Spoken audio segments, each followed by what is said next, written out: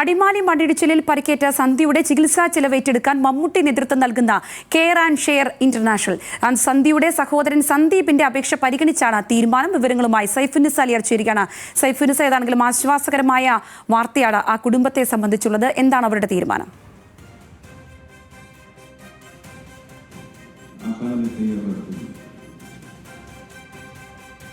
എറണാകുളം രാജഗിരി ആശുപത്രിയിലാണ്. കഴിഞ്ഞ ദിവസം സന്ധ്യയുടെ കാലിന് ഒരു ശസ്ത്രക്രിയ നടത്തിയിരുന്നു. പക്ഷേ രക്തയോട്ടം പുനഃസ്ഥാപിക്കാൻ സാധിച്ചില്ല.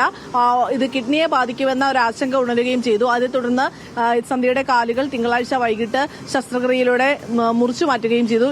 ഇടത് കാലാണ് മുറിച്ചു മാറ്റിയത്.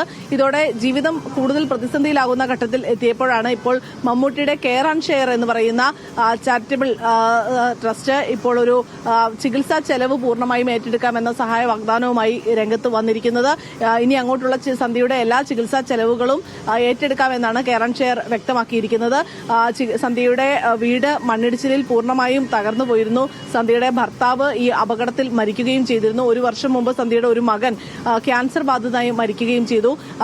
ഇപ്പോൾ ഉള്ളത് സന്ധ്യയ്ക്ക് ഒരു മകൾ മാത്രമാണ്. ഈ മകൾ പഠിക്കുകയാണ്. ഈ കുട്ടിയുടെ ചികിത്സ പഠന ചെലവുകളും മറ്റു കാര്യങ്ങളും എല്ലാം ഉണ്ട്. ഇതിനൊപ്പം തന്നെയാണ് ഇപ്പോൾ സന്ധ്യയുടെ വലിയ രീതിയിലുള്ള ചികിത്സാ ചെലവുകളും ഒപ്പം തന്നെ ഈ കാല് മുറിച്ചു നീക്കിയുള്ള മറ്റു പ്രയാസങ്ങളും എല്ലാം തന്നെ വരുന്നത്. എന്തായാലും കെയർ ആൻഡ് ഷെയറിംഗിന് ഒരു സഹായ വാഗ്ദാനം നൽകിയതോടുകൂടി ഈ കുടുംബത്തിനും കുറച്ച് ആശ്വാസമായിരിക്കുകയാണ്. സന്ധ്യയുടെ സഹോദരൻ സന്ദീപിന്റെ ആവശ്യം പരിഗണിച്ചുകൊണ്ടാണ് ഇപ്പോൾ മമ്മൂട്ടി സന്ധ്യയുടെ ചികിത്സാ ചെലവുകൾ മുഴുവൻ ഏറ്റെടുത്തിരിക്കുന്നത്. ശരി, സൈഫുന്നിസ അലിയാരാണ് കൊച്ചിയിൽ നിന്നും വിവരങ്ങൾ പങ്കുവച്ചത്.